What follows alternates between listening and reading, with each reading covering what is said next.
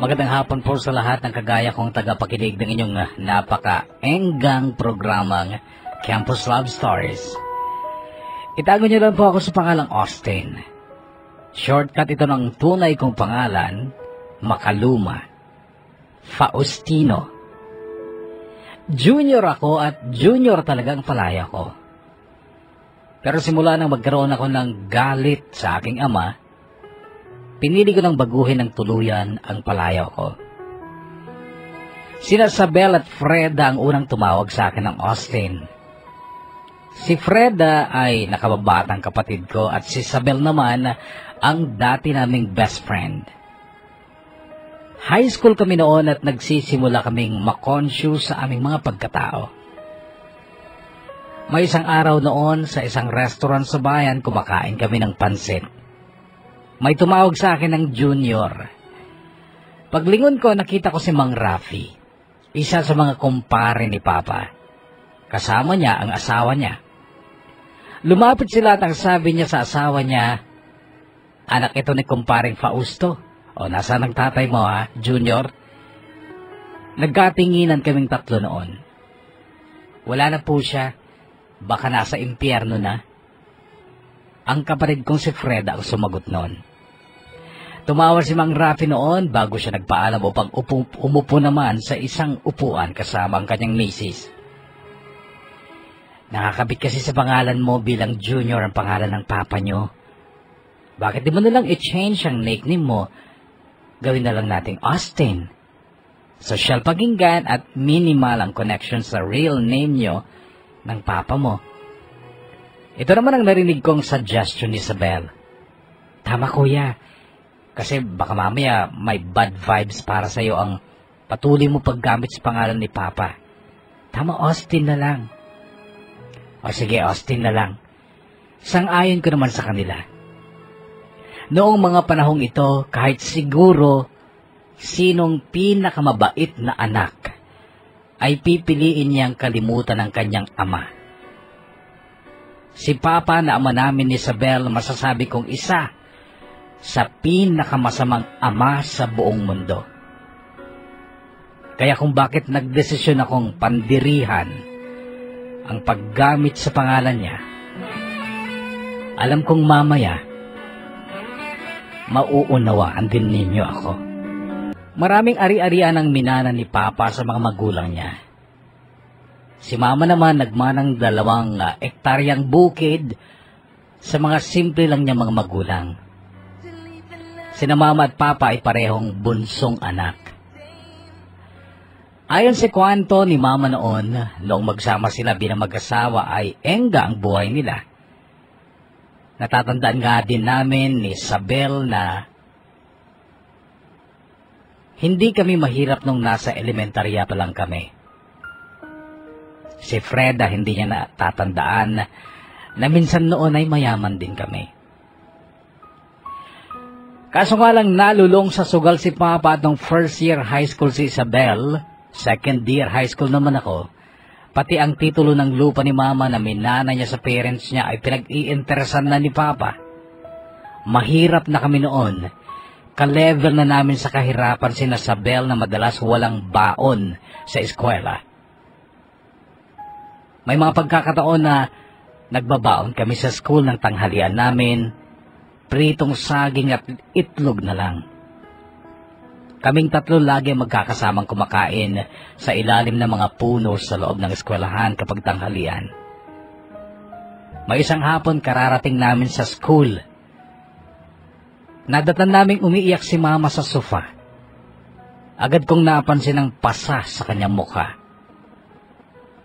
"Anong nangyari, Mama?" Maiiyak na ring tanong ni Freda. At ang sagot ni Mama, "Hiwalay na kami ng ama nyo."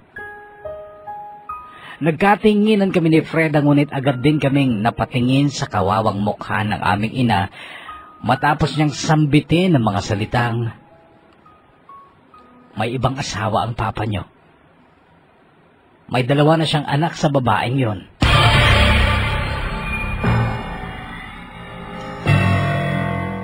Maraming nakakakilala kay Papa sa bayan ng Kabugaw, Ilocos Sur, kung saan kami isinilang at lumaki. Sa Baklig na aming barangay ay sirang-sira na rin si Papa. Matapos silang maghiwalay ni Mama, nagdatingan sa aming bahay ang napakaraming maniningil ng utang ni Papa. Halos araw-araw may dumarating para maningil. Narindi si Mama. Ang ginawa niya, ibinenta niya ang 1 hektaryang lupa niya upang mabayaran lang ang mga naniningil na yon, upang tigilan na kami. Akala ni Mama wala nang darating para maningil, pero nagkamali siya dahil pati ang isang konsehal sa bayan ng Kabugaw ay dumating at may sinisingil ding utang ni Papa. Noon ay umiyak si Mama dahil malaki ang halagang sinisingil ng konsehal. Parang nakaunawa naman ang konsehal, umalis siyang hindi naman galit. Pero kami galit na galit sa aming ama. Malinis ang pagkatao ng aming ina, pati ang pinagmulan niyang pamilya. Ayaw niya ng may masamang chismis tungkol sa kanya. Ayaw niyang masira ang pangalan niya, kaya niya binayaran agad ang mga utang ni Papa para lang tumigil na sila at huwag na silang magpakita sa bahay namin. Pero ayaw na ni Mama na ibenta ang natitirang 1 hektarya pang lupa niya. Pamana ko yun sa'yo, Austin. At itong bahay at lupa kay Freda naman. Kaya hindi na ako pwedeng magbenta ng kahit ano. Malungkot at tulirong sabi ni Mama noon. Inakbayan ko si Mama noon bilang tanda ng pakikisampatsa. Nagsalita siya at sabi niya, may naisip na akong paraan para makaahon tayo. Total, malalaki na kayo at mababait kayong anak. Iiwan ko muna kayo. Mag-a-abroad ako. Noon kapuso ay nagkatinginan kami ni Freda. Huwag Mama, ayoko. Mabilis na sabi ni Freda. Nakita kong umagos ang luha ni Mama tsaka sinabing, 2 taon lang naman anak. Unawain niyo sana ako at suportahan na lang ninyo ako sa mga desisyon ko. Para sa atin lahat ito. Marami kaming kamag-anak sa Baklig pero ayaw ni Mama ang nanghihingi ng tulong sa kanila o kahit kanino. Sabi ng mga tao sa amin mayabang daw si Mama. Nagsimula daw siyang tawaging mayabang noong dalaga pa siya at si Papa na anak mayaman at tagabayan pa ang pinatulan niya at hindi si Mang Ernesto na mahirap lang. Masugid daw na manliligaw ni Mama si Mang Ernesto noon. Mabait si Mang Ernesto at matulungin sa kapwa kaya naman nasa kanya ang simpatya ng mga tao doon. Pero mas mahal nga ni Mama si Papa kaya naman si Papa ang kanyang pinakasalan at hindi si Mang Ernesto na siyang binigo at sinaktan ni Mama. Grande daw ang kasal ni Mama at Papa noon pero kokonti ang mga tao sa barangay namin ang dumalo dahil sa galit nila kay Mama kasi nga hindi si Mang Ernesto ang kanyang pinakasalan. Kaya naman noong maghiwalay na sina Mama at Papa at naiwan o nag-iwan ng maraming problema si Papa sa amin, pinilit ni Mama na kayaning mag-isa na lutasin at lusutan na ang mga problemang yon. Hindi namin siya napigilan mag-abroad sa Bahrain bilang domestic helper. Ang pangako ni Mama noon, pagdating niya sa Bahrain, tatawag siya sa amin. Naghintay kami ng tawag ngunit walang tawag. Hindi halos binibitawan ni Freda ang cellphone niya. Lagi itong nasa bulsa niya at naka-full ang volume nito. Pero dumaan ang mga araw at buwan. Walang tawag na dumating mula sa aming ina. 13 anyos ang kapatid kong si Freda noon at 14 naman ako. Kaklasmate ko pa rin si Jennifer noon na crush ko mula pa nung grade 5 kami. Sabi nga ni Freda parang ayaw daw kaming paghiwalayin ng Diyos, kaya pati sa high school ay nagkataong magkaklase pa rin kami ni Jennifer. Maganda si Jennifer at may kaya din ang kanilang pamilya. Boto si Freda kay Jennifer para sa akin pero kumukontra si Isabel. Sabi ni Isabel, plastic daw si Jennifer kasi iba daw ang kilis nito sa bahay nila sa kinikilis nito pag nasa school siya. Pasosyal daw si Jennifer kapag nasa school, pero kapag nasa bahay daw siya ay napakasimple niya. Hindi ko lang pinapansin ang paninira ni Isabel noon kay Jennifer. Sila kasi ang magkapit-bahay kaya mas kilala ni Isabel si Jennifer. Ang hindi ko alam ay may sariling dahilan pala si Isabel kung bakit ayaw niya kay Jennifer. Naibulong ni Freda sa akin minsan isang hapon, pauwi kami galing ng school. Umuulan at magkasukob kami sa payong ng kapatid ko. Nakaakbay ako sa kanya. Alam mo kuya, may nadiskubre ako tungkol kay Isabel. Ano yon? Alam mo may picture ka sa wallet niya? Oh? Oo, nakita ko talaga. Alam mo kuya, sa tingin ko, crush ka ni Isabel. Sinisikreto lang niya yun. At yun siguro ang reason kung bakit sinisiraan niya si Jennifer sa'yo. Di naman siguro. Best friend natin siya kaya okay lang na may picture ako sa wallet niya. Ay nako Fred, huwag mong bigyan ng mali siya yun. Sabi ko na lang noon sa kapatid ko pero sa totoo lang, kahit na binatilyo pa lang ako noon ay napapansin ko ring iba nga ang mga sulyap sa akin ni Isabel. Pero ayoko ring bigyan ng ibang kahulugan yon dahil ayaw kong masira ang pagkakaibigan namin ni Isabel. Tapat at mabuti namin siyang kaibigan mula pa ng mga paslit kami. At gusto kong manatili kaming ganon. Magkaibigan lang.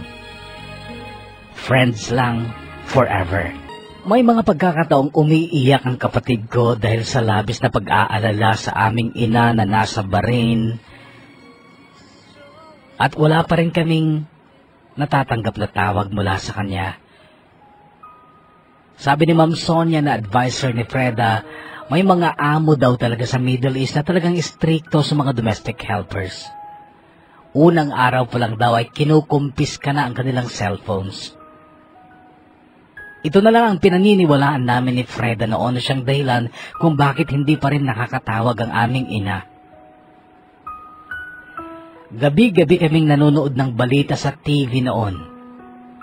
Inaabangan namin kung may nag-crash na eroplano papuntang Bahrain o may domestic helper na pinatay ng amo o minaltrato.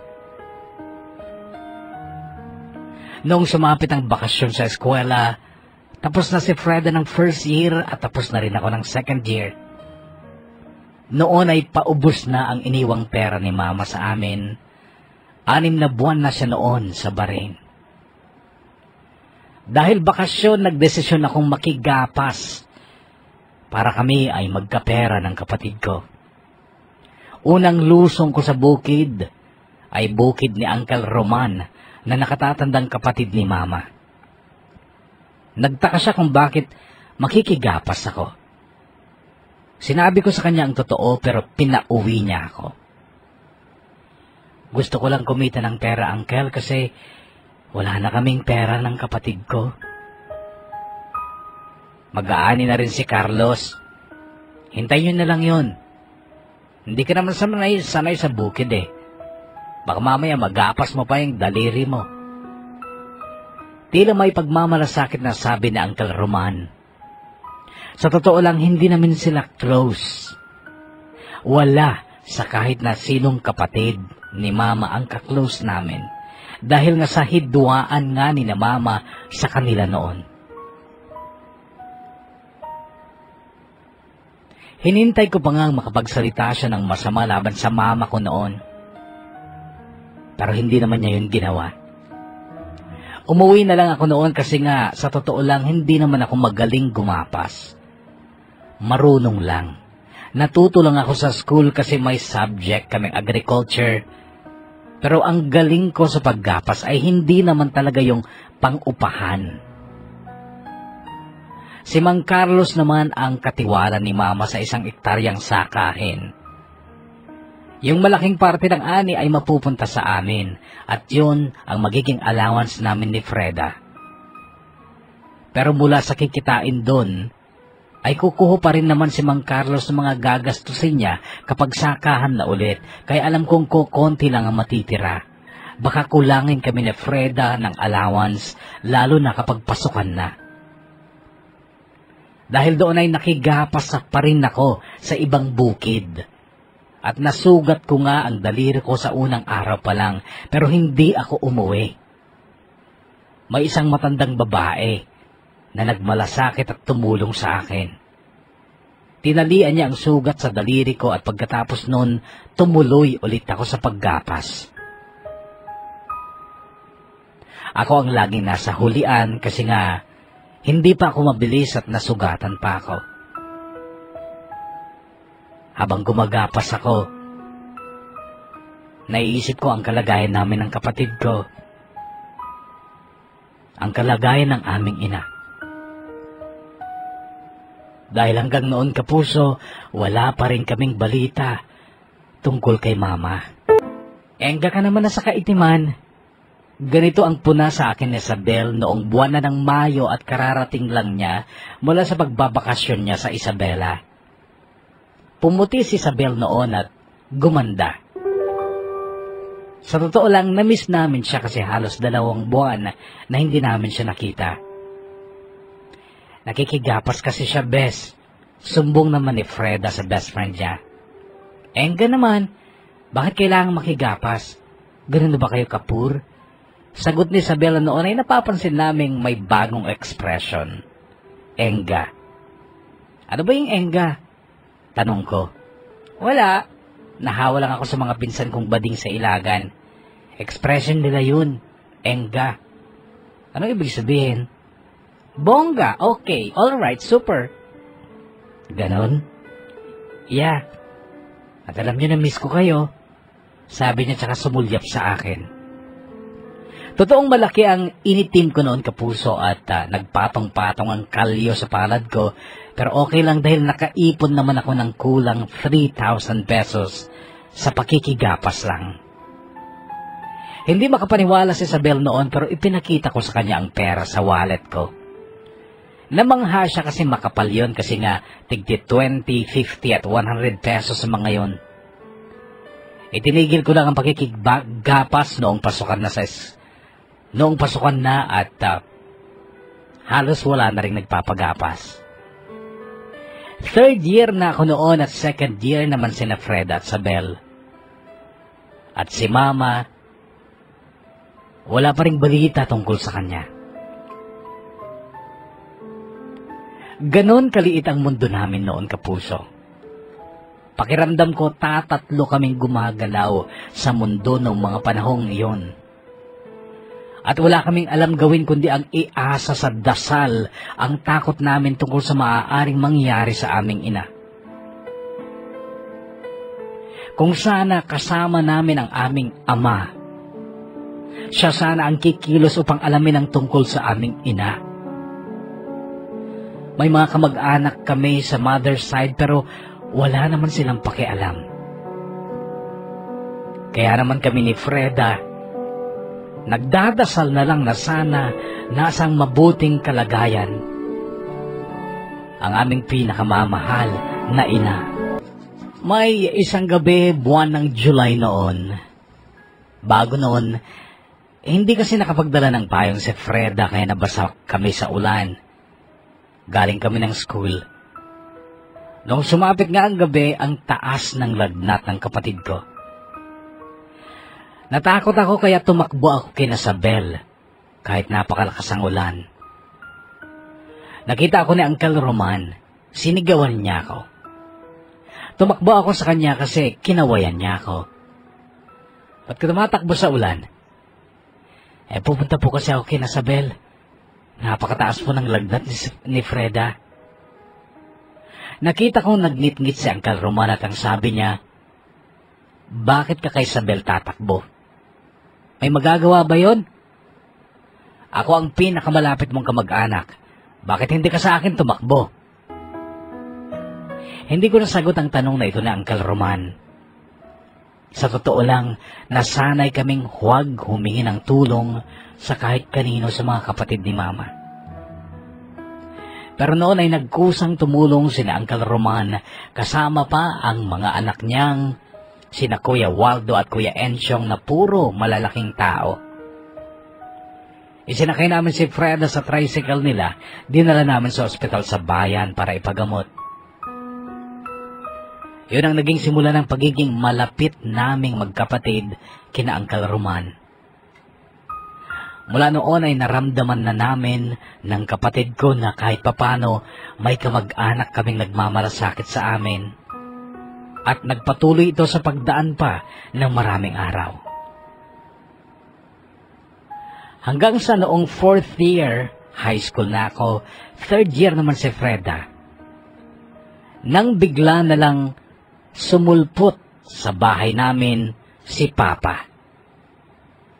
Nasa kusina ako noon at nagluluto ng hapunan namin habang si Freda ay nagtutupi ng mga damit namin sa salas. Bigla na lang sumigaw si Freda. Ang pangalan ko ang isinigaw niya. Paglangin ko, may lalaki sa pinto. Si Papa at hinahanap ang titulo ng lupa. Hindi namin alam kung nasaan. Sagot ko. Nandyan lang yan. Sagot niya tsaka mabilis na pumasok sa kwarto ni Mama pero humarang ako sa pintuan. Kaso tinabig niya ako ng malakas kaya sumadsad ako sa dingding. Noon naman ay tumakbo si Freda palabas ng bahay. Binuksan ni Papa ang aparador ni Mama tsaka nagsimulang maghalungkat. Hindi ko alam ang gagawin ko noon, kapuso. Nagpunta ako ng kusina, kumuha ako ng kutsilyo. Bumalik ako sa kanya at sabi ko, umalis ka na, Papa. Hindi ako natatakot na saksakin kita kapag hindi ka pa umalis. Nanginginig kong sabi. Tumayo siya at nakangisi pa. Nilapitan ako. At ang sabi niya, sige nga, saksakin mo nga ako kung kaya mo. Pero bigla niyang hinawakan ang kamay ko tsaka niya ito pinilipit patalikod. Kaya lang, bigla siyang tumalsik sa kama dahil may sumuntok sa kanya. Paglingon ko, 3 lalaki ang nakita ko. Sina Uncle Roman, Kuya Waldo at Kuya Enchong. At si Uncle Roman, may hawak na malaking itak.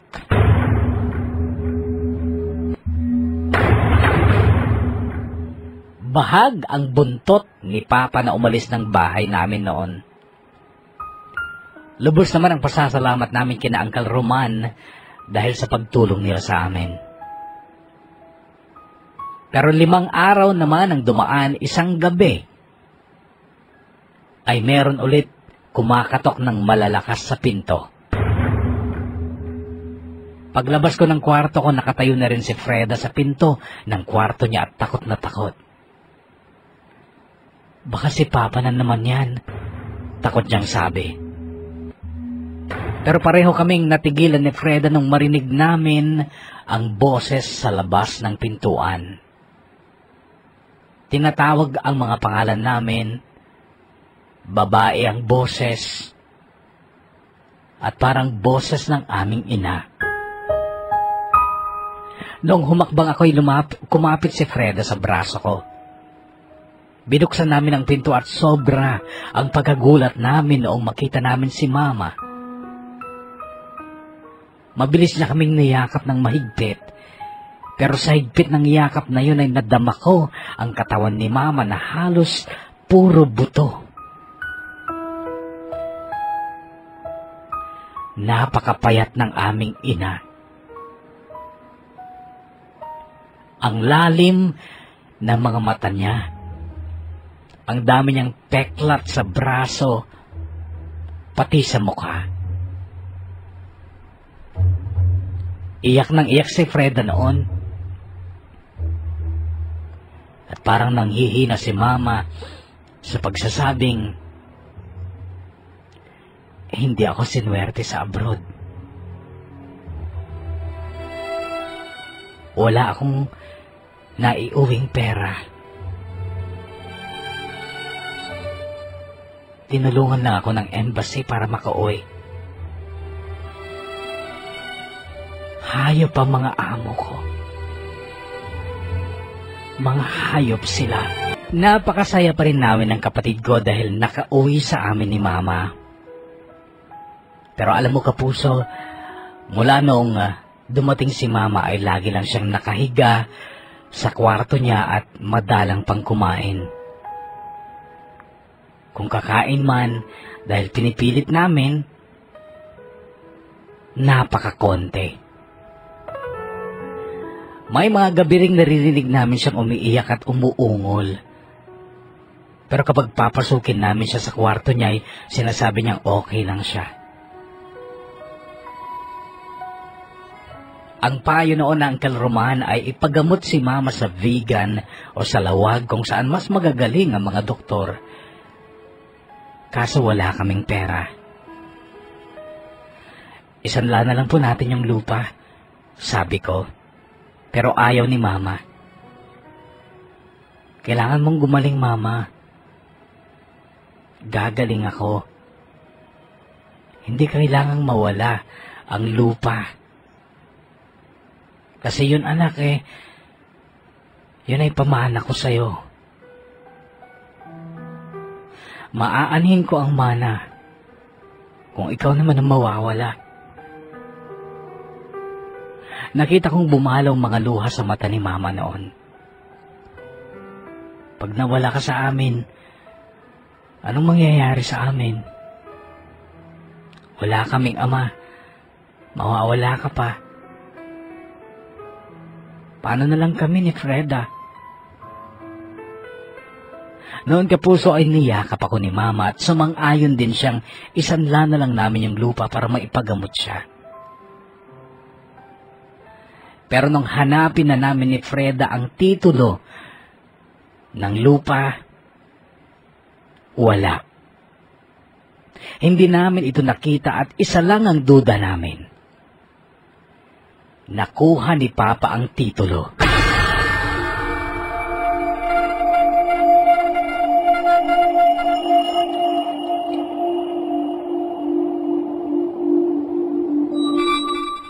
Sina Uncle Roman ang kumilos para hanapin si Papa. Hindi nila nahanap ang walang hiya naming ama. In short, hindi na ipagamot si Mama. Kapos din kasi sa pera sina Uncle Roman dahil pagsasaka din lang ang pinambubuhay niya sa kanyang 9 na anak. At maliit lamang ang kanyang bukid. Pumayat ng husto si Mama, pero may isang umaga noon na nagising kami ni Freda dahil sa amoy ng pagkaing niluluto sa kusina. Paglabas ko ng kwarto ko'y nakita ko si Mama, nagluluto at kay tamis ng kanyang ngiti. Good morning, anak. Breakfast is ready. Gisingin mo ng kapatid mo. Sabi niya, pero hahakbang pa lang ako'y nasa likod ko na pala si Freda at nakangiti din. Okay ka na, Mama? Nakatawang tanong ni Freda. Okay naman talaga ako, sagot niya. Pagkatapos na humalik siya sa pisngi ni Freda. Kakaibang pork chop ang niluto ni Mama noon na may partner na tortang talong. Masaya kaming kumain noon at ang daming tanong ni Mama. Ano bang kukunin niyo pag college na kayo? Ako nursing. Mabilis na sagot ni Freda. Para kapag nagkasakit ka ulit, ako mag-aalaga sa'yo. Wow, maganda yan anak. Pero hindi na ako magkakasakit ulit. Ikaw naman, Austin. Ako, kahit ano, sagot ko. Tumawa siya at saka sinabing, meron bang kurso na kahit ano? Di sige, pulis na lang. Para pag pulis na ako ang huhuli kay Papa. Sabi ko pero pinatong ni Mama ang palad niya sa ibabaw ng kamay ko. Anak na, hayaan mo na ang Papa mo. Diyos na lang bahalang magpaparusa sa kanya. huwag kang magtatanim ng sama ng loob sa ama mo o kahit kanino. Ayaw ng Diyos na may galit sa puso natin. Okay, sagot ko na lang dahil hindi ko gustong lumungkot ulit ang umagang yon sa amin. Very good, anak, sabi ni Mama tsaka muling ngumiti. Magkaakbay kami ni Freda na lumabas ng bakuran papuntang school. Nung sumapit ang hapon, excited pa rin kaming umuwi ng bahay para makasama ulit namin si Mama. Wow! Sigaw ni Freda nang buksan niya ang pinto sa salas. Naiba kasi ang ayos ng mga sofa, iba na rin ang kurtina. Ang liwanag sa salas namin dahil kulay yellow ang malalaking kurtina. Sa ibabaw ng cabinet ay may isang malaking kwadro. Family picture namin ang naroon, pero napasimangot ako dahil kasama si Papa sa lumang picture na yon. Pati sa kusina ay inayos din ni Mama. Patakbo at excited na pumasok si Freda sa silid ni Mama. Pero ilang sandali lang, narinig kong sumigaw si Freda. Sigaw na may kasamang iyak. Pagpasok ko ng silid ni Mama, napakaayos ng pagkakahiga niya. May ngiti pa sa kanyang labi. Pero hindi na siya humihinga. Hanggang ngayon, nagkukulang ako sa lakas ng loob para maalala ang mga pangyayaring yon nung iwanan kami ng aming ina. Ang gusto ko lang maalala ay yung mga magagandang pangyayari gaya ng nakita kong tumulong at nakiramay ang mga kapatid ni Mama sa amin. Ang buong barangay, ang bawat pamilya at si Sabel na araw at gabi ay nasa bahay upang alalayan kami ni Freda sa aming mga pangangailangan. Sa bahay na halos tumira si Sabel noong mga araw ng lamay ng aming ina. Hihilain kami ni Sabel para kumain. Kaming magkapatid, ipinagtitimpla niya kami ng gatas o kape. Siya din ang nangunguna sa mga nagsisilbi sa mga nakikilamay. Si Sabel, para namin siyang anino. Kung nasaan kami, naroon din si Sabel. Siya ang nakikita ko, siya ang nakakita kung paano kami umiyak, magdusa, masaktan. Ang mga ito ang dahilan kung bakit mula nung araw na yon ay lubusang napamahal sa akin si Sabel. Sa edad niyang 16 noon ay dalagang-dalaga na siya at ako naman ay edad 17, binatang-binata na rin. Handa na akong magmahal noon, lalo na't alam kong kailangan namin ng kapatid ko ng ibang taong magmamahal sa amin dahil wala na kaming ina. Wala pa kaming ama. Buhay pa yata ang ama namin, pero itinuturing na namin siyang patay. Sino ba naman kasing anak ang gugustuhin pang magkaroon ng ama na kagaya ng aming ama? Napakahirap na naging buhay namin ng kapatid ko, lalo na nung kamamatay pa lamang ng aming ina. Pakiramdam ko noon ay wala nang katapusan ang kalungkutan naming magkapatid. Sinasamahan ko lagi si Freda sa kwarto niya tuwing gabi dahil natatakot siya. Pumayat din ang husto noon si Freda dahil hindi nakakakain. Ako bilang kuya, pinipilit kong itago ang kahinaan ko sa kapatid ko. Pero sa totoo lang, kapag nag-iisa ako, sobra din ang pag-iyak ko. Lungkot dahil sa pag-iwan sa amin ni Mama at galit matinding galit dahil nagkaroon kami ng amang irresponsable at walang hiya. Nililibang ko ang kapatid ko dahil ayaw ko siyang nakikitang nasusukluban ng lungkot at pagdadalamhati. Kapag may oras, isinasama ko siya kung saan-saan. Kumakain kami sa labas. Kahit pansit lang. At may isang araw ngang nasa isang restaurant kami sa bayan. Kumakain kami ng pansit. May tumawag sa akin ng junior. Paglingon ko, nakita ko si Mang Rafi, isa sa mga kumpare ni Papa. Kasama niya ang asawa niya. Lumapit sila at ang sabi niya sa asawa niya, "Anak ito ni kumparing Fausto. O, nasaan ang tatay mo ha, Junior?" Nagkatingin kaming tatlo noon. Wala na po siya. Baka nasa impyerno na. Ang kapatid kong si Fred ang sumagot. Tumawa si Mang Rafi noon bago siya nagpaalam upang umupo naman sa ibang upuan kasama ang misis niya. Nakakabit kasi sa pangalan mo bilang junior ang pangalan ng papa nyo. Bakit mo na hindi nalang i-change ang nickname mo? Gawin mo ng Austin. Social pakinggan, minimal ang connection sa real name ng papa mo. Ito ang narinig kong suggestion ni Isabel. Tama kuya, kasi baka mamaya may bad vibes pa sa'yo yung patuloy mong paggamit sa pangalan ni Papa. Austin na lang. O sige, Austin na lang. Sang-ayon ko naman sa kanila. Noong mga panahong ito, kahit siguro sinong pinakamabait na anak, ay pipiliin niyang kalimutan ng kanyang ama. Si Papa na ama namin ni Isabel, masasabi kong isa sa pinakamasamang ama sa buong mundo. Kaya kung bakit nagdesisyon akong pandirihan ang paggamit sa pangalan niya,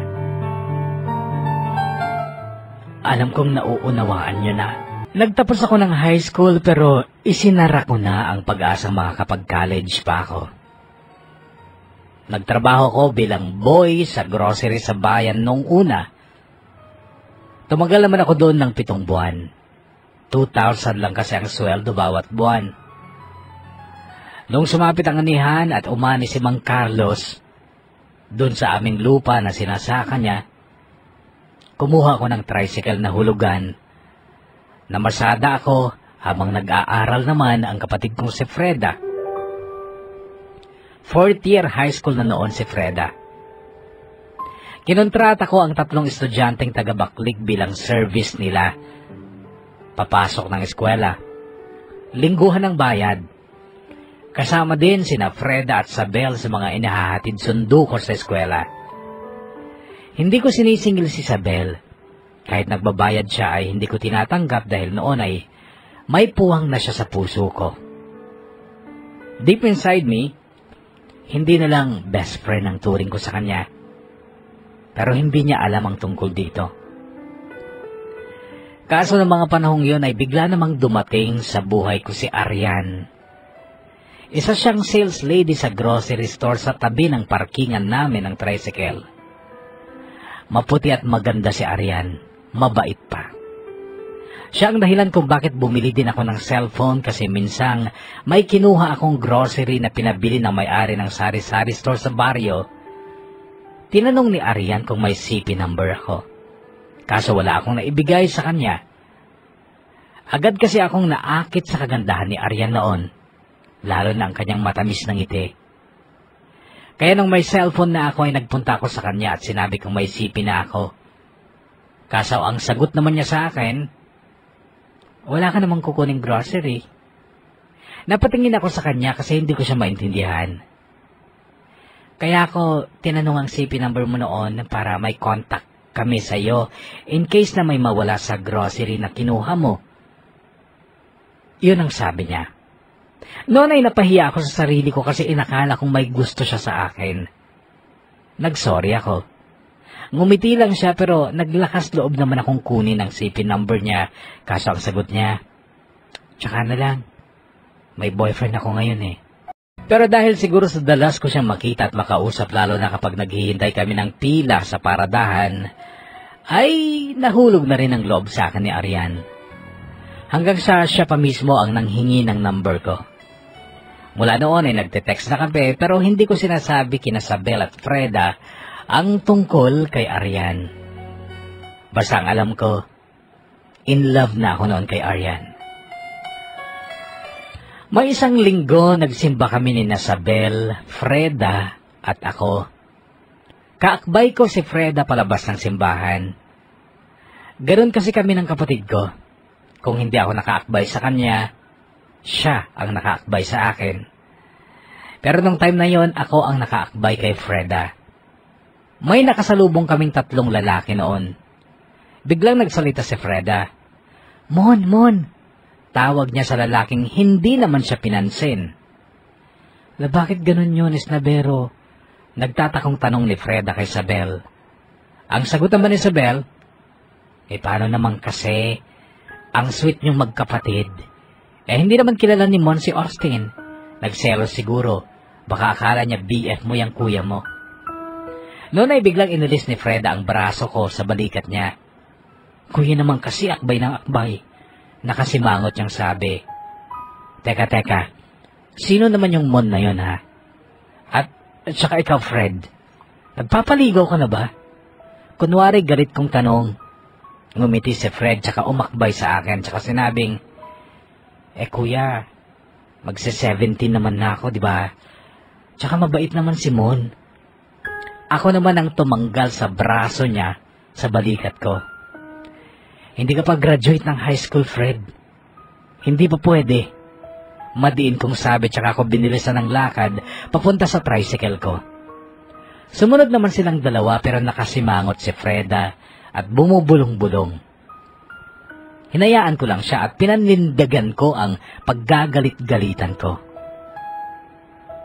May pangarap kasi ako para sa kapatid ko. Gusto kong matupad niya ang pangarap niya maging nurse. At handa akong gawin ang lahat para sa kanya. Dahil siya na lang ang nag-iisa kong pamilya. Kaya ang pakikipag-boyfriend o pakikipagligawan noon, hindi approve sa akin. Hassle yon para sa mga plano ko sa aking mahal na kapatid. Ang gusto ko, diretso siya sa maliwanag na kinabukasan. Magandang buhay. Yun ang pangarap ko para sa kanya. Nag-ipon ako ng pera, kapuso, para sa pag-aaral ng kapatid ko. Sa kinikita ko sa pamamasada araw-araw, nagtatabi ako ng kalahati sa aking alkansya. Ang aking alkansya ay isang malaking garapon na may taas na 14 inches at nasa 18 inches ang diameter. Dahil malinaw o transparent ang garapon ay nakikita ko kung gaano kadami na ang naiipon ko. Nakaibabaw lang yon sa tabi ng mesa ng katri ko. Alam din ni Sabel at Freda ang tungkol sa garapon na yon kasi kapag pagod ako ay si Freda ang inuutusan kong mag-deposit ng kita ko sa garapon.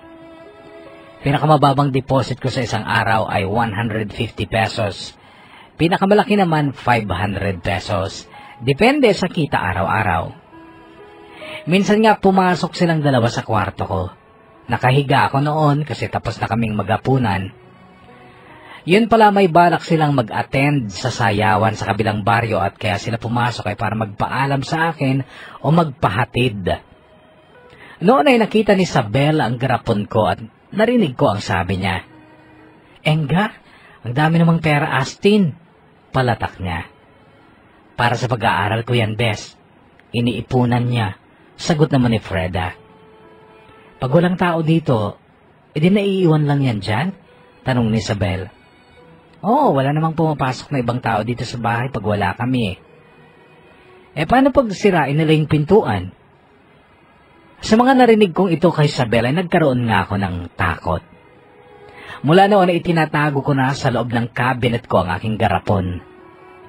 Naisipan ko ring magbukas ng account ko sa bangko sa bayan noon pero sabi ng mga kaibigan ko ay kailangan daw ng 2 valid ID. Isa lang ang ID ko noon, school ID lang yun pero expired na yan. Yun ang dahilan kung bakit hindi ako nakakapagbukas ng bank account sa rural bank sa bayan. Nakapag-enroll si Freda ng nursing sa Lawag pero noon ay boyfriend niya na si Mon. Pareho sila ng school pero iba daw ang kurso ni Mon. Pinayagan ko na rin makipag-boyfriend ng kapatid ko kasi alam ko naman na hindi ko yan pwedeng ipagkait sa kanya. Kinausap ko rin ang masinsinan si Mon noon at nagkaroon naman ako ng tiwala sa kanya matapos kong mapatunayang mabait din nga si Mon. Si Arian naman ay biglang lumipat ng grocery store na pinagtatrabahuan. Napunta siya sa grocery sa highway, kaya para makita ko siya, kinailangan ko siyang sadyaing puntahan. Hindi pa rin niya ako sinasagot noon pero ramdam kong nagpipigil na lamang siya. Si Isabel naman ay nahinto nagpag-aaral dahil nga wala daw silang pera. Pero nakapagbukas siya ng maliit na sari-sari store sa harap ng bahay nila. Inutang daw ng mama niya sa Bombay ang puhunan sa sari-sari store. Madalas ay kaming dalawa ang umaangkat ng mga paninda niya pero pansin kong hindi masaya si Isabel sa buhay niya noon. Halatang naiinggit siya sa kapatid kong si Freda na nakakapag-aral sa Lawag. Parang gusto ko na tuloy mag-asawa. Narinig ko minsan ito kay Isabel. Napatitig ako sa mukha niya noon pero kaagad niyang iniwas ang tingin niya sa akin. Pakiramdam ko kasi noon kapuso ay parang pinariringgan niya ako. Bata ka pa masyado, Isabel? Sabi ko naman. Wala naman akong gagawin sa buhay ko eh. Naboboring na nga ako. At si Mama, engga sa kasungitan. Dalawa lang siguro, Austin. Mag-aasawa ako kaagad o maglalayas ako? Maglalayas ka? Saan ka naman pupunta? Bahala na. Basta ang alam ko, hindi na ako makakatagal sa pesteng baryong ito. Engga na ako sa pagka-boring. Enggang-engga na. Nakatagal pa naman si Isabel sa baryo ng kulang 1 taon. Nag-celebrate siya ng kanyang debut, na pansit lamang ang kanyang handa, pero binigyan ko siya ng regalong shoulder bag. Pero sabi niya, sana yung mas malaking bag na lang ang niregalo mo, Austin. Yung pwede kong gamitin sa paglalayas ko. Lagi mo namang sinasabi yan, di mo naman tinutuloy. Biro ko sa kanya. Kasi, may tao dyan na ayokong iwanan. Ganito ang sagot niya pero hindi nakatingin sa akin. Sino naman yon? Ewan? Manhid lang kasi siya eh. Ganito ang sagot niya. Hindi naman siguro manhid yon. Baka nahihiya lang, sagot ko. Napalingon siya sa akin, diretso sa mata ko ang titig niya. Nahihiya nga kaya? O baka may gusto siyang iba? Sabi niya. Naisip ko si Arian noon pati ang kung ilang taon ko nang pangungulit kay Arian. Wala. Wala siyang gustong iba, sagot ko. Talaga? Bakit hindi siya nandiligaw? Tanong ulit ni Isabel. Naghahanap siguro ng timing, sagot ko na lang. Ano pang timing hinahanap niya? Sagot niya agad. Pero ang sagot ko naman, ano ba kasing nagustuhan mo sa kanya? Mahirap lang siya. Broken family pa. Walang hiya pa ang ama. Tanong ko. Noon ay sandaling nanahimik si Isabel. Pinagbasdan ko siya habang nakayuko. Simple ang kanyang kagandahan pero aminado akong may lugar siya sa puso ko. Noon ay tinaas niya ang kanyang mukha at diretso ang tingin sa mga mata ko. Mahal ko kasi siya noon pa. Siya ang pinakamahalagang lalaki sa buhay ko. Siya ang dahilan kung bakit nagtitiis ako dito. At kahit gusto ko nang lumayas, pinipigilan ko ang sarili ko dahil ayaw kong malayo siya sa akin. Ako noon ang sumuko sa titigan namin ni Isabel. Alam kong ako ang tinitukoy niya, pero hindi ko nagawang ihayag ang damdamin ko sa kanya. Hindi naman dahil naduwag ako, kundi dahil sa tingin ko ay parang hindi pa tama. Kaibigan namin siya. Alam lahat ng mga tao sa Baklig ang closeness namin ng kapatid ko sa kanya. At hindi ako handang mabago ang impresyon ng mga tao sa relasyon namin ni Isabel. Naisip ko lang kung talagang kami, siguro darating ang tamang panahon para maging kami. Kung maglalayas siya, iiwan niya ako, bahala siya. Kung kami ang nakatadhana, magkikita ulit kami. Kung hindi na, edi hindi na. Inisip kong hindi si Isabel ang nakalaan para sa akin, kundi si Arian. Naisip ko ito nang minsang madaan ako sa pinagtatrabahoang grocery ni Arian at may pakiusap siya sa akin. Samahan ko daw siya sa tita niya. Sunduin ko daw siya bandang 6:00 ng gabi. Sinundo ko nga siya. Medyo malayo ang pinuntahan namin at pagdating namin sa bahay ng tita niya, tinanong ng tita niya kung sino ako. Boyfriend mo? Tanong pa ni tita. At ang sagot niya, oo tita, boyfriend ko. Nung pauwi na kami ni Arian ay sinabi niyang makikitulog daw siya sa amin kasi pihadong pinagsarahan na siya ng tirahan nila dahil stay-in nga siya sa bahay ng amo niya. Isinama ko nga siya sa bahay at parehong nagulat sina Isabel at Freda noong dumating kami ni Arian. Si Isabel ay bigla na lang umalis, hindi nagpaalam. Si Freda naman walang imik. Pinatulog ko si Arian sa kwarto ko at ako'y natulog sa kwarto ng mama namin. Pero hindi kaagad ako nakatulog dahil iniisip ko si Isabel. Bigla kasi siyang umalis at alam ko kung ano ang takbo ng isipan niya. Kinaumagahan, inihatid ko rin si Arian sa bahay ng boss nila sa bayan at nabigla ako nang bigla niya akong hinalikan sa aking pisngi.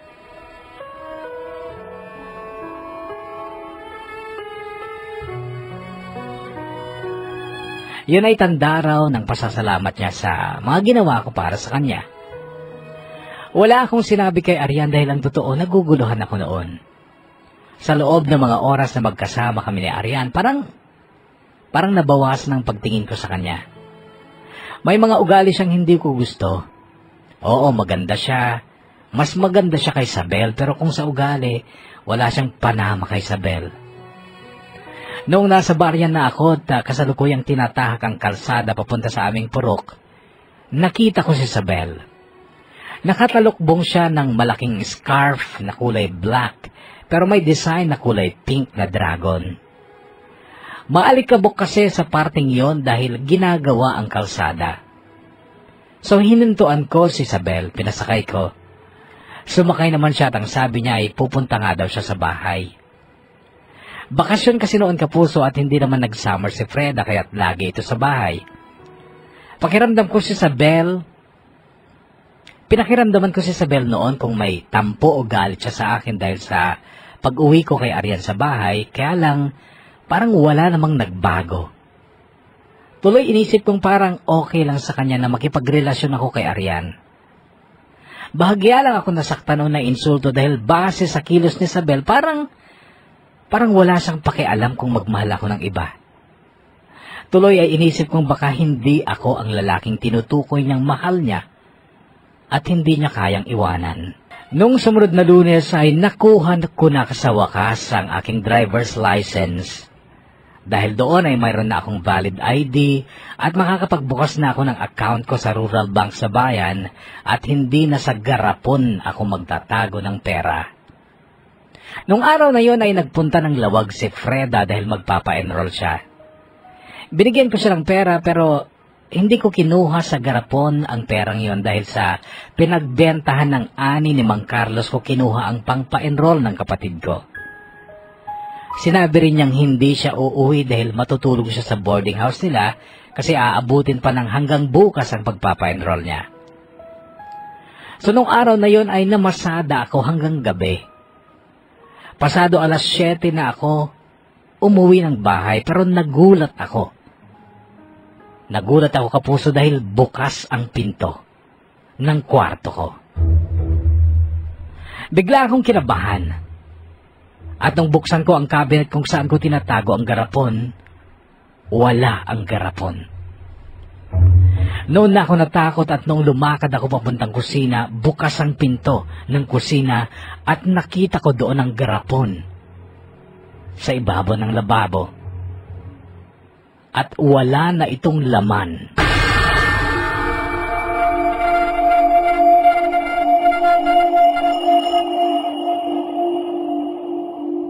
Noong gabi pa rin yun, sa labas ng pinto ng kusina, na halatang sinadya ring siraing para mabuksan, may nakita akong tela. Yung scarf ni Isabel. Nagtaka ako kung bakit nandun ang scarf ni Isabel. Ayokong pagdudahan sa Isabel na nagnakaw ng pera ko sa garapon. Madami yon.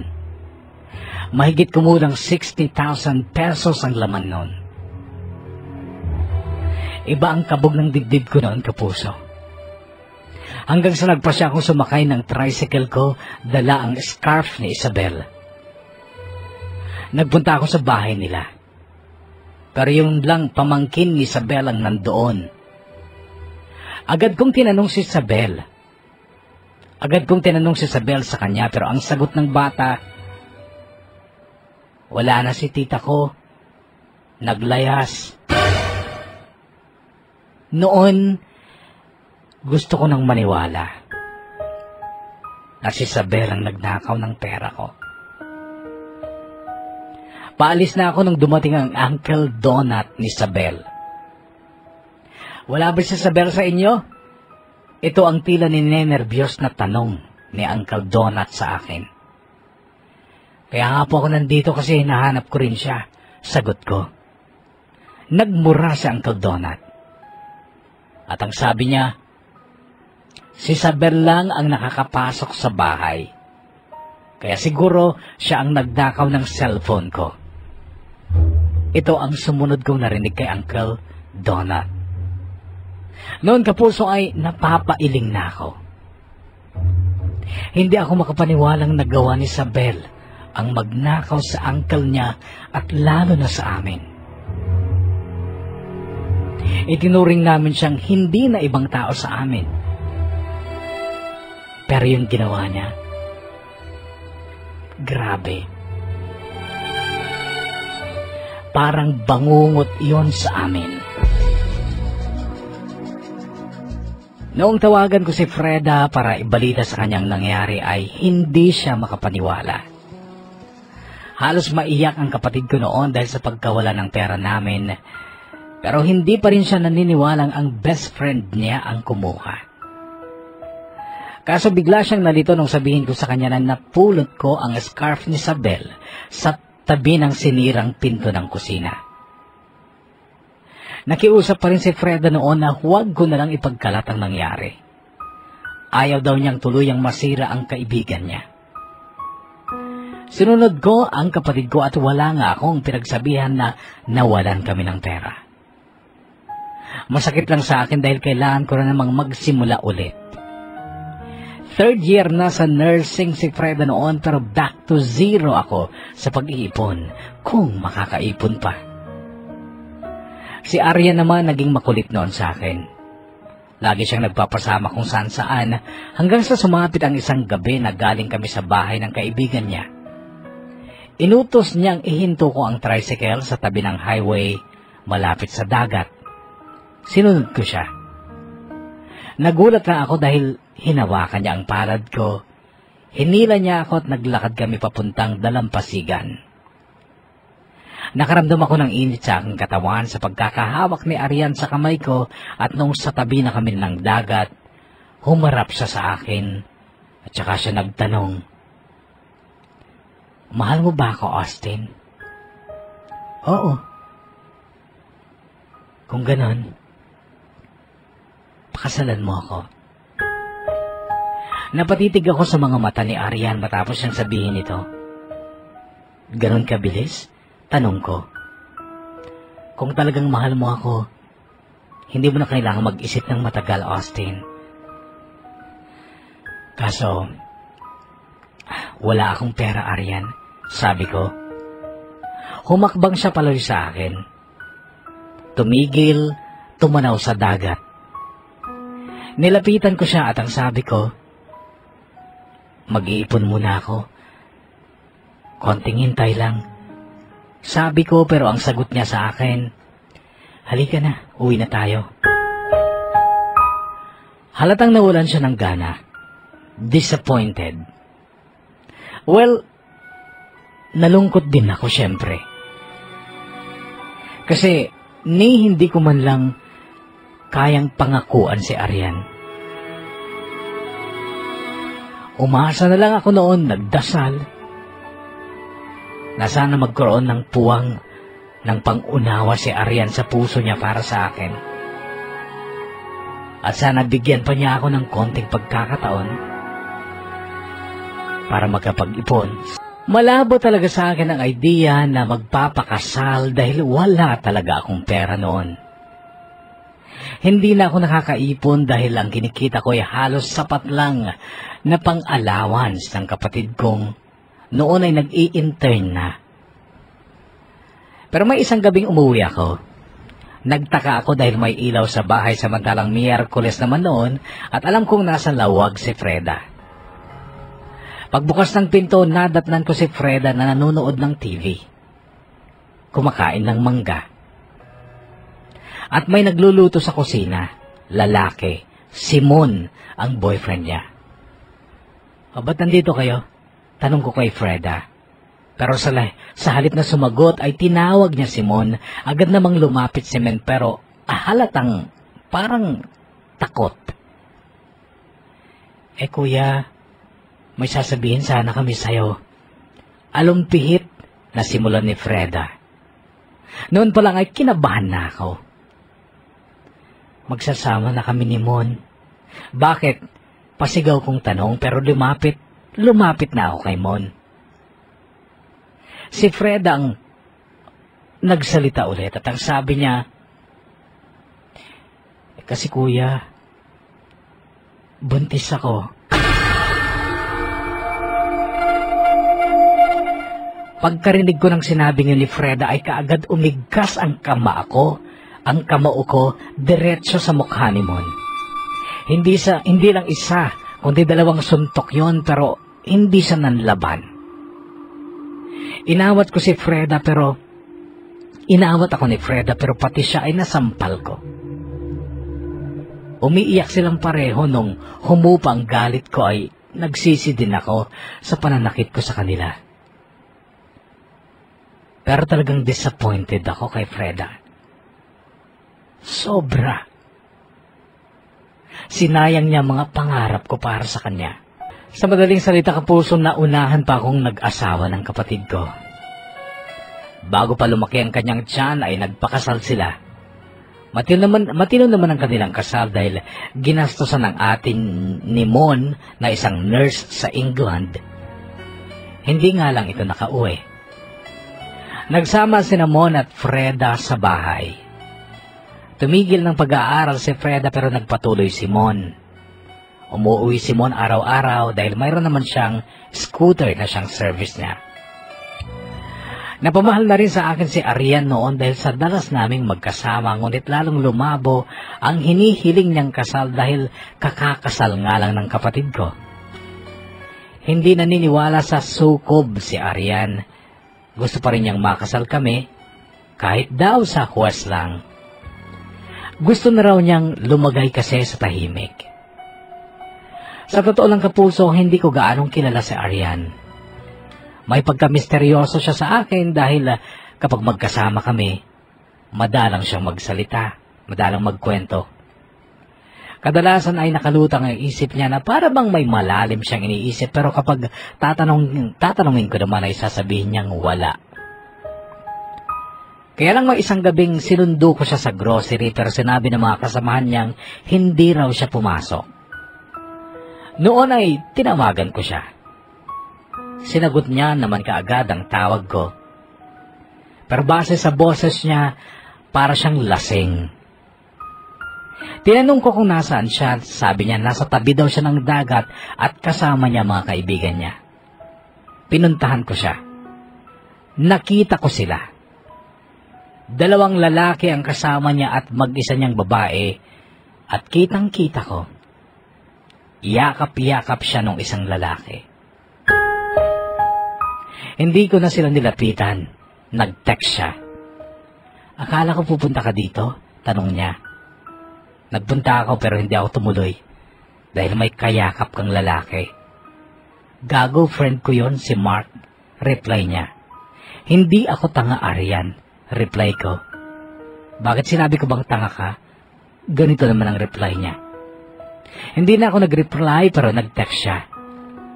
Huwag ka nang magpapakita sa akin kahit kailan, Austin. Wala kang kwenta. Palibhasa wala kang pera. Ganito pa ang text niya sa akin. Masakit yun pero hinayaan ko na lang. Totoo naman kasi. Wala akong kwenta. Dahil doon, naalala ko na naman si Isabel. Napapailing na lang ako. Naisip ko ang tao talaga nasisira pagdating sa pera. Akala mo tupa, akala mo best friend mo na. Yun pala, nanakawan ka pa. Noong mahal na araw noong taong 2010, dumating ang ate ni Mon galing ng England at kasama niya ang boyfriend niyang puti at isang British na babae. Nagpunta sila sa Pagudpud noong Huwebes Santo. Sinasama nila ako pero hindi ako sumama dahil may paniniwala ako na hindi dapat nagsasaya kapag mahal na araw. Pero nung Sabado de Gloria ay nagyaya silang maglibot ng Cagayan. Tumitingin kasi yung British na babae ng mga tourist spots at nakita niya ang Cagayan, particularly ang Callao Caves. Nagdesisyon sila magbiyahe papuntang Cagayan at noon ay sumama naman ako. Madaling araw ay umalis na kami, pero 7 kami sa van na inarkilan nila. Hapon na nung makarating kami ng Callao Caves at matapos ng napakataas na akyatan, ay hiningal kami pero ipinasa sa akin ni Mon ang video cam dahil gusto daw niyang i-video ko sila ni Freda. Namangha din ako sa kagandahan ng loob ng kuweba. Maraming tao noon. Ako ang taga-video nila kaya't hindi ko napapansin ang ibang tao sa loob. Nakafocus kasi ang mata ko sa screen ng video cam. Nagulat na lang ako kapuso nang may marinig akong boses ng babae malapit sa amin.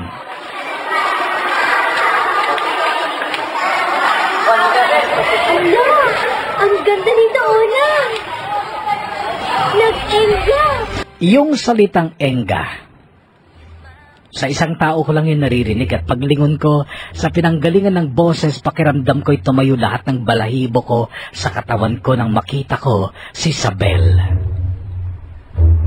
Si Isabel. Pero bago ko pa siya matawag ay nakita na rin pala siya ni Fred at ilang saglit pa'y masaya na silang nagyakapan.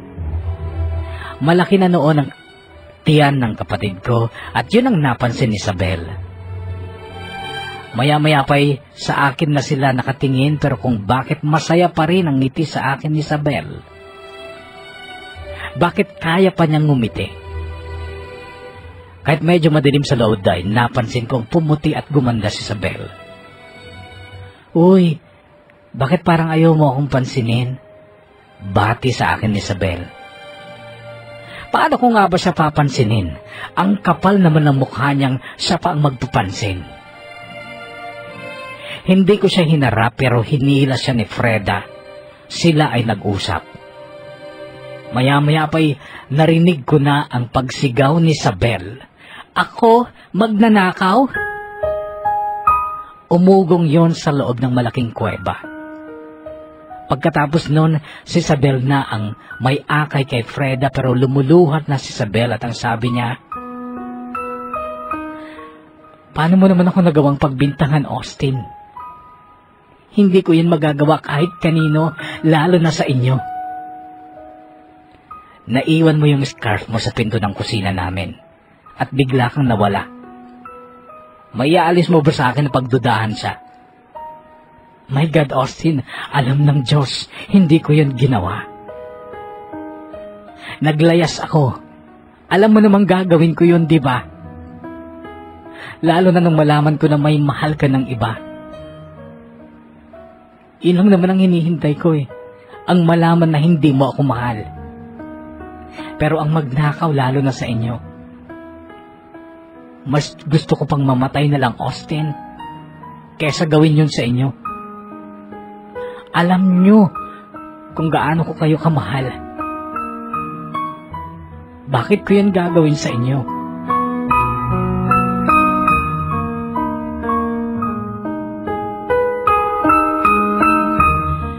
Gusto kong maniwala kay Isabel noon.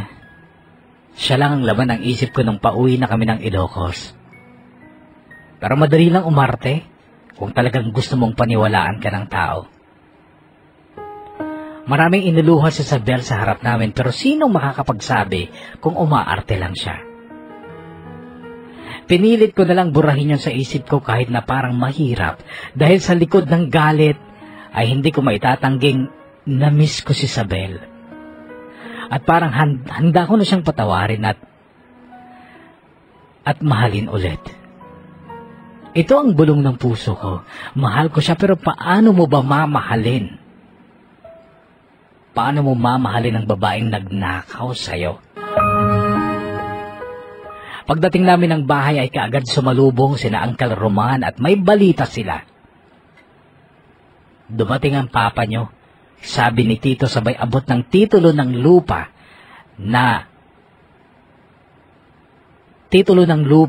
ni Mama na nawala noon. Siya pala ang nagnakaw nito. Pero hindi niya napakinabangan dahil nakapangalan sa mama mo. Noon ay kinuha ko kay Uncle Roman ang titulo. Nahuli namin siya diyan sa loob ng kwarto mo.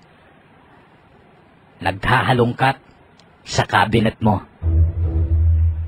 Noon ay nanlaki ang mga mata ko sa narinig ko. Parang may hinahanap sa cabinet mo eh. Nasaan po siya? Tanong ko. Andun yata sa kumpare niyang si Sebyong Pagong. Sagot ni Kuya Waldo. Noon ay tumatak sa isip ko. Si Mang Sebyo kasi ay tatay ni Isabel. At magkumpare sina Papa at Mang Sebyo. Kuya, samahan mo nga ako. Pakiusap po kay Kuya Waldo. Puntahan natin si Papa. Sabi ko pero bago ko yun ginawa, kinuha ko ang scarf ni Isabel. Tinupi ko yun tsaka ko pinagkasya sa bulsa ko. Hindi lang si Kuya Waldo ang sumama kundi pati si Kuya Enchong at si Uncle Roman. Pinuntahan namin si Papa at nakita ko kung gaano nagulat si Papa nung makita niya ako. Nag-iinuman silang dalawa noon. Matapos magulat si Papa nung makita niya ako, ay iba na siya tumingin at tinabihan ko siya. Tinitigan ko siya sa mata. Anong kailangan mo? Tanong niya. Noon ay dinukot ko sa bulsa ko ang scarf ni Isabel at iwinagayway ko sa harap ng mukha niya. Lalo siyang nagulat. Uy, sa anak ko yan ah. Narinig kong sabi ni Mang Sebyo. Austin, alam mo ba kung nasaan ang anak ko? Ninenervyos na tanong ni Mang Sebyo. Noon ay tumayo ako sa harap nilang dalawa. Eto Mang Sebyo, nakita ko sa pinto ng kusina namin. Matapos mawala lahat ng inipon kong pera, nasa 60,000 ang halaga. Dahil nakita ko ang scarf na ito doon, biglang nawala din si Isabel. Pinagdudahan ko si Isabel na siya ang nagnakaw ng pera ko. Pero dati yun, Mang Sebyo. Isang tanong lang po sana. Nung araw na mawala si Isabel, kasama niyo ba si Papa ko dito sa bahay niyo? Noon ay nakita kong sandaling nag-isip si Mang Sebyo. Ay oo, nag-inuman kami noon, sagot niya. Noon ay hindi ko napigilang umagos ang luha ko, kapuso. Nagawa kong tadyakan ang monoblock na inuupuan ni Papa. Ikaw ang nagnakaw ng pera ko. Hindi si Isabel. Sigaw ko pero tumayo siya at mangtatakbo. Pero hinarang siya ni Mang Sebyo. Kaya pala marami kang pera nung araw na yon. Siguro pati yung cellphone ni Donut, ikaw ang nagnakaw, ano? Sigaw ni Mang Sebio kay Papa habang hawak niya ang kwelyo ni Papa. Nagingit-ngit ako nun, Kapuso. Para akong sasabog sa galit kay Papa. Gusto ko siyang bugbugin. Gusto ko siyang patayin. Pero nagpigil ako. Dahil maraming tao at alam kong hindi magandang tingnan na ang anak. Sinasaktan ng kanyang ama. Noong gabing yun, habang nininervyos pa rin ako at nakahiga sa kama ko, pumasok si Freda. Talang sabi niya, "Kuya, baka gusto mong tawagan si Isabel." Sabi niya, hawak niya ang cellphone niya. "Sige ka ng number niya." "Eto na lang phone ko ang gamitin mo, kuya. Naka-unli call yan," sabi niya. Iniwan niya sa akin ang phone niya at saka siya lumabas. Noon naman ay tinawagan ko nga si Isabel. 2 beses lang nag-ring ay nagsalita kagad si Isabel at ang sabi niya, "Hello, Bes." Ito ang una kong narinig kay Isabel pero malungkot ang boses niya. "Isabel, si Austin to. Laman, tungkol sa'yo." "Ano yun?" "Isabel, mahal mo pa ba ako?" "Hindi naman yun nawawala eh. Marami na akong nakilalang lalaki dito pero ikaw pa rin ang talaga ang mahal ko.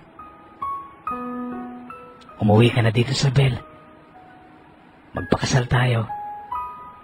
"Agad-agad?" tanong niya. Sa bagay, wala pa pala akong ipon. "Ikaw na lang pumunta dito. Magsama muna tayo dito kung gusto mo. Maganda kasi ang trabaho dito, Austin. Hindi ko pwedeng iwanan. Katiwala ako sa tindahan at napakabait ng mga boss ko." "Ganun ba? O sige, ako na lang pupunta dyan. Pero promise mo magsasama na tayo, ha?" "Oo, pero sure ka ba?" "Oo, sure ako. Bukas na bukas din. Babiyahe ako."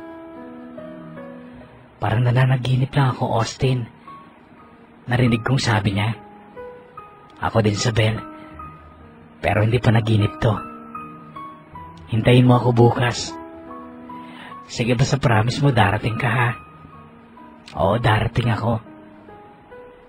Mahal na mahal kita, Isabel." Sabi ko pero hindi ko na siya narinig na nagsalita kundi iyak niya ang narinig ko. "Hoy, huwag kang umiyak," sabi ko. "Naiiyak lang ako. Mahal na mahal kita, Austin." Nagsama kami ni Isabel sa isang paupahang kwarto dito sa Tugigaraw. Nung una, namasukan akong security guard. Nag-ipon lang kami at pagkatapos ng 8 buwan, umuwi kami ni Isabel at nagpakasal kami sa amin sa Kabugaw, Ilocos Sur. Simpleng kasal lang. Tapos bumalik kami dito kasi hindi maiwan nga ni Isabel ang trabaho niya. Ibinenta ko ang tricycle ko sa Kabugaw pero bumili ulit ako ng iba na tricycle na siyang pinapasada ko ngayon dito sa Tugigaraw. Noong December 2011, isinilang ni Isabel ang aming unang baby. Dumating naman si Nanay Belia, ang nanay ni Isabel, upang tulungan kami. Si Nanay Belia din ang nag-alaga kay baby nung pumasok na ulit si Isabel sa trabaho niya. Kapag ending ko, ang trabaho ko noon ay maglaban ng damit namin.